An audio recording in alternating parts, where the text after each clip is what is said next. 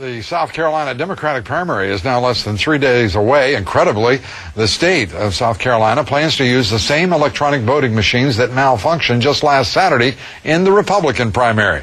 Voters there were forced to use scraps of paper to cast their ballots. South Carolina election officials, well, they continue to defend that electronic voting system of theirs. But as Kitty Pilgrim now reports, an increasing number of states are giving up on electronic voting and assuring the integrity of their state's votes. Colorado legislators today agreed to dump touchscreen electronic voting and go back to paper for the upcoming presidential elections. It ensures a verifiable paper trail.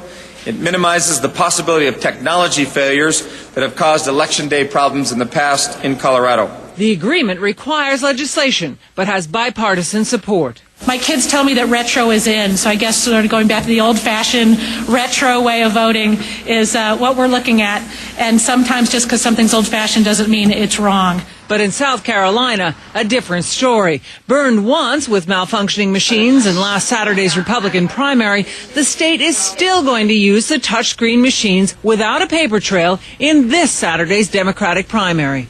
South Carolina uses the same iVotronic machines that lost 18,000 votes in the Sarasota County, Florida congressional race in 2006. It's the same machine, experts say, flipped votes in Texas, Indiana, Pennsylvania, Florida, and South Carolina, also in that year. It's time to investigate these companies that have been marketing a defective product across the United States, to hold them accountable for doing that, and to have jurisdictions all across the country recoup the millions of dollars of taxpayer money that's been spent on this defective product.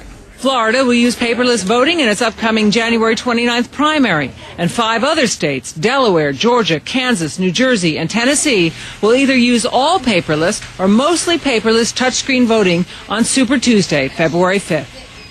Now, there's really no excuse for states to cling to the paperless electronic voting systems. A bill in Congress would pay for the change to a more secure paper ballot system if the states want to switch back. It's very clear that Colorado has made a tough decision, but one that is going to look very smart on Election Day. Lou?